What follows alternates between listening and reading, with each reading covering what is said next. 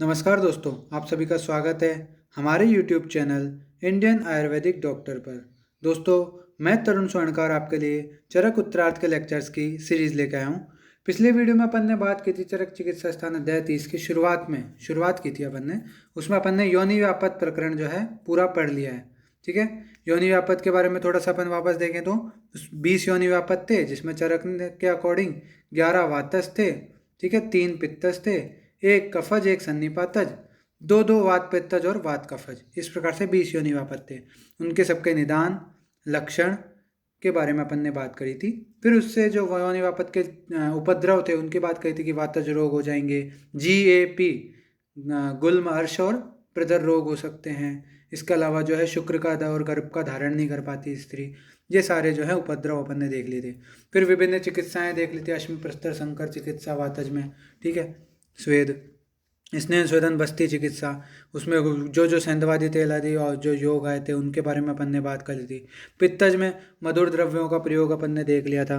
ठीक है, कफज में जो है कटु द्रव्यों का जो है प्रयोग अपन ने देख लिया था। तो इस प्रकार से जो है चिकित्साएं अपन ने सारी देख ली थी। आज के वीडियो में हम बात करेंगे शुक्र दोष के बारे में और देखते हैं कितना अपना कंप्लीट हो पाता है। तो अगला पॉइंट है अपना शुक्र दोष, अष्ट शुक्र दोष। तो पहुंचते हैं वहीं तक, ये सब अपन पढ़ चुके हैं। शुक्र दोष, सबसे पहले दोष होगा तो उसके लिए क्या है, निदान भी होगा। तो निदान की बात करते हैं अब अपन शुक्र दोष के। तो अति मैथुन, अति व्यायाम, प्रकृति विरुद्ध आहार विहार सेवन, अकाल मैथुन जैसे बाल्यावस्था में या वृद्धावस्था में या रोगावस्था में, अयोनि मैथुन जैसे कि हस्त मैथुन या गुदा मैथुन या जो भी अन्य जानवर है इंसान को छोड़ के उसके अतिरिक्त जो मैथुन करना। ठीक है, सर्वथा मैथुन न करने से भी क्या होती है, शुक्र दृष्टि होती है। कटु, तिक्त, कषाय, लवण, अम्ल, उष्ण आहार द्रव्यों का अति सेवन करने से। धातु दृष्टि, बीजवाही धमनियों के कट जाने से। धमनिया इज इक्वल टू यहाँ पे क्या है, स्रोतस। ठीक है, क्षार अग्निकर्म के अनुचित प्रयोग से और वेग विधारण, ये सारे जो है इसके निदान है। ठीक है, जनरली आपको सारे निदान समझ में आ रहे होंगे कि भाई कटु तिक्त कषाय वात प्रकोप करने वाला है। लवण अम्ल ज़्यादा सेवन करते हैं ना तो वो क्या करते हैं, पित्त प्रकोप करते हैं और जो है बॉडी को नुकसान पहुंचाते हैं। ठीक है, अग्नि जो वैसे ही शुक्र सोम में होता है, अग्निवर्धक चीज़ें लोगे आप, गर्म चीज़ें लोगे तो वो शुक्र पे नेगेटिव इफेक्ट तो डालेगा ही डालेगा। अति मैथुन, शुक्र क्षय वगैरह होते हैं उससे। अति व्यायाम, वात प्रकोप होता है। प्रकृति विरुद्ध आहार विहार खाने से वो भी विरुद्ध होता है। ठीक है, अकाल मैथुन, भाई जैसे बाल्यावस्था में, अभी बाल्यावस्था में क्या होता है, धातुएं ढंग से डेवलप ही नहीं होती हैं तो फिर वो सेक्स कर रहा है, तो वो भी एक शुक्र दृष्टि का कारण है। वृद्धावस्था में जो है, एक सेकेंड,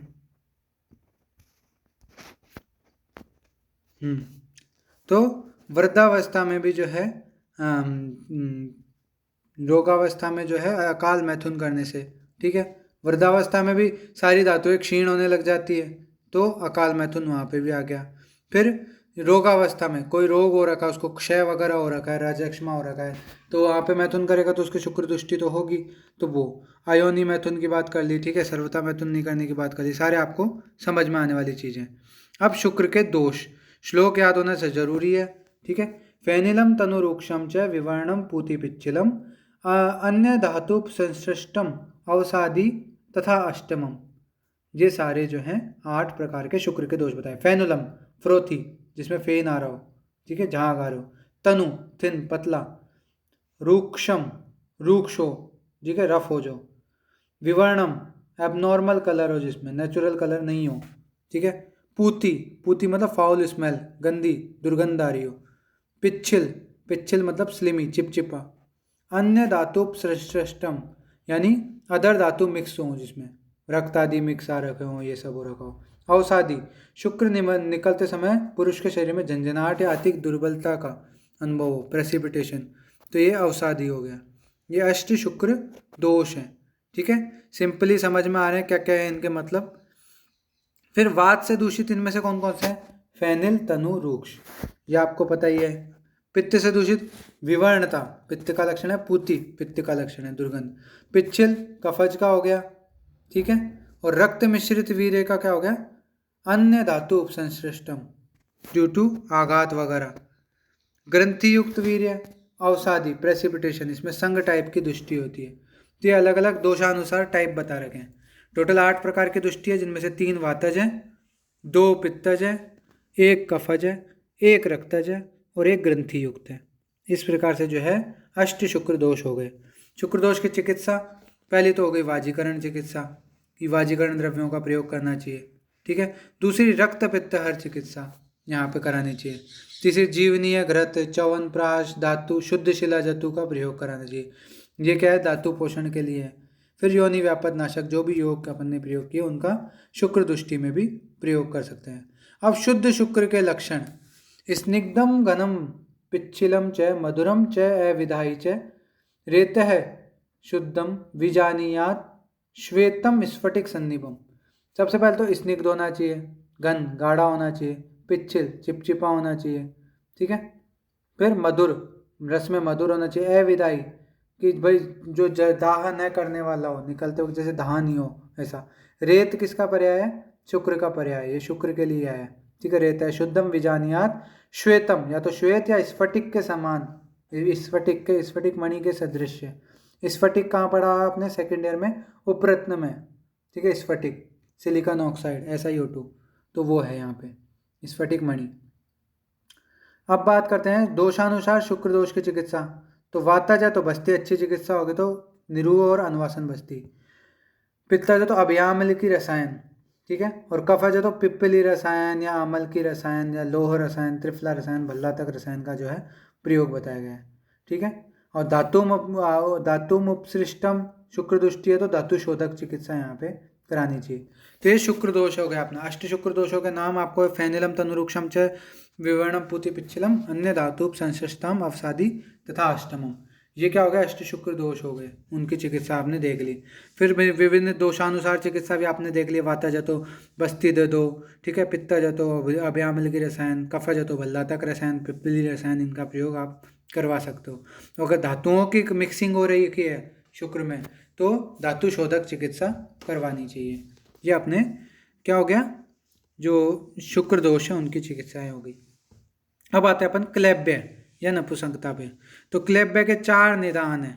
कौन कौन से 4 निदान हैं, बीजोपघात वीर्यनाश डिफेक्टिव स्पर्मो, ध्वजोपघात ध्वजभंग लॉस ऑफ पिनाइल स्ट्रेंथ, जरा सेनिलिटी यानी ओल्ड एज, शुक्रक्षय deficiency of semen azoospermia oligospermia type, ठीक है। तो ये 4 मेजर कारण हैं, ठीक है। फिर इसके बाद क्लैब्य के सामान्य लक्षण देखें तो लिंग शैथिल्यता, कि मैथुन की प्रबल इच्छा, अनुकूल वातावरण, अनुकूल प्रिय स्त्री की उपस्थिति होने पर भी जो है लिंग शिथिल रहता है। फिर स्वेद या श्वास का फूलना ड्यूरिंग मैथुन, कि सांस फूलता है, पसीना आता है। फिर वीर्यहीनता, उसमें जो है वीर्य या सीमन हीन होता है, कम मात्रा में होता है, ठीक है। तो ये सारे जो हैं क्लैब्य के सामान्य लक्षण हैं। अब आते हैं विभिन्न क्लैब्य के बारे में बात करते हैं। सबसे पहले बीजोपघात जन्य नपुंसकता के कारण व लक्षण। निदान क्या है बीजोपघात के, शीतल रूक्ष अल्प संक्लिष्ट सड़ा हुआ विरुद्ध अजीर्ण अवस्था में भोजन सेवन, शोक चिंता भय त्रास अभिचार, ठीक है। अति मैथुन, अति मैथुन में यहाँ पे सिर्फ नॉर्मल मैथुन की बात नहीं है, यहाँ पे अस्त मैथुन वगैरह जो है उनकी भी बात हो सकती है यहाँ पे, ठीक है। स्त्री में अविश्वास प्रेम भाव के न होने से, ये भी बीजोपघात का कारण है। पंचकर्मावचारत है, पंचकर्म का अनुचित रूप से प्रयोग करने से। तो ये सारे जो हो गए इसके निदान हो गए। लक्षण देखे तो दुर्बल अल्प प्राण व हर्ष वाला, ठीक है। स्त्रियों के साथ मैथुन करने में आनंद नहीं आता जिसको, हृदय रोग पांडु रोग तमक श्वास कामला वमन अतिसार उदरशूल ज्वर आदि रोगों से वो पीड़ित रहता है, ठीक है। तो ये कौन सा हो गया बीजोपघात वाला। अब आता है ध्वजोपघात क्लैब्य के कारण।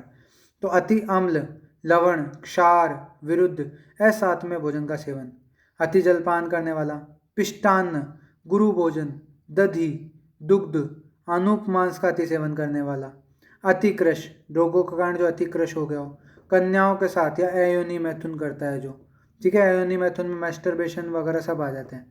फिर योनि रोग से पीड़ित और रजस्वला स्त्री, ये भी एक निदान हो गया, ठीक है।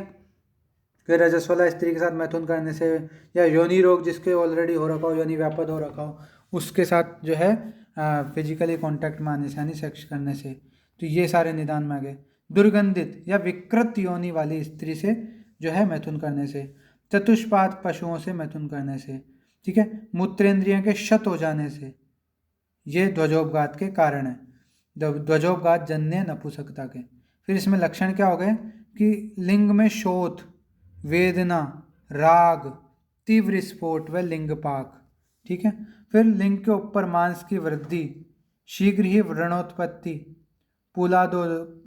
पुलकोदक, पुलकोदक क्या है, कच्चे धान जिस पर श्वेत वर्ण का जल निकलता है, ठीक है, कच्चे धान से जिस प्रकार श्वेत वर्ण का जल निकलता है उसको पुलकोदक बोला है, ठीक है।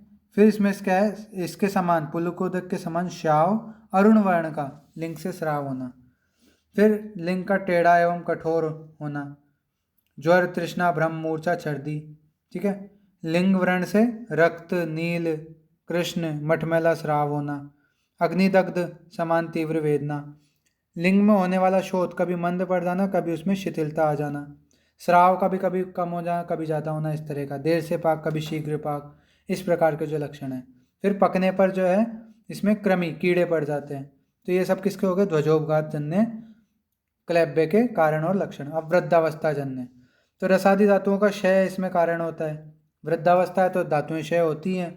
बल, वर्ण, इंद्रियों का क्षीण होना, आयु का क्षीण होना, अति परिश्रम, क्लम, बिना परिश्रम की थकावट होना, पूर्ण रूप से आहार का सेवन न करना, ये सारे जो है निदान हो गए। लक्षण यहाँ पे क्या होंगे, पुरुष क्षीण धातु एवं अति दुर्बल होता है, शरीर विवर्ण दुर्बलहीन होता है, क्षिप्रम व्याधि, शीघ्र व्याधि से आक्रांत होने वाला होता है, उसको जल्दी बीमारियां लगती हैं, ठीक है। तो ये कौन सा हो गया, वृद्धावस्था जन्य क्लैब्य। और लास्ट अब बचा है धातुक्षय जन्य क्लैब्य। इसके कारण क्या है, धातुक्षय जन्य के कारण है इसके अति चिंता, क्रोध, शोक, भय, उत्कंठा, मद, उद्वेग, ये सारे इसके कारण हैं। लक्षण, और इसके अलावा कृशावस्था में रूक्ष अन्नपान व औषध का निरंतर सेवन करता है, साथ में आहार विहार का निरंतर सेवन करता है।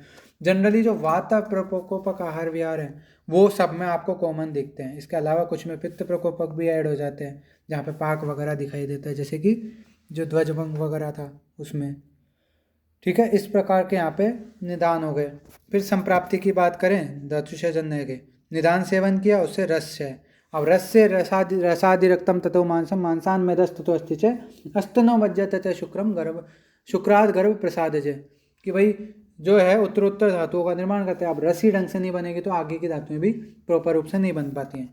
तो क्रमशः अनुलोम क्रम में जो है रक्तादि धातुओं का क्षय होता है, उससे शुक्र धातु का अत्यधिक क्षय होता है। फिर भयंकर रोगों की उत्पत्ति ड्यू टू मैथुन इन शुक्र क्षय कंडीशन। ये सारे जो हैं शुक्र क्षय के लक्षण हो गए। तो 4 प्रकार के क्लैब्य आपने देख लिए। फिर एक इंपॉर्टेंट बात जो चरक चिकित्सा शीर्ष का श्लोक नंबर 87 में कही गई, शुक्रम तस्माद विशेषेण रक्षम आरोग्यम इच्छिता, आरोग्य की इच्छा रखने वाले मनुष्य को चाहिए कि शुक्र की विशेष रूप से रक्षा करे।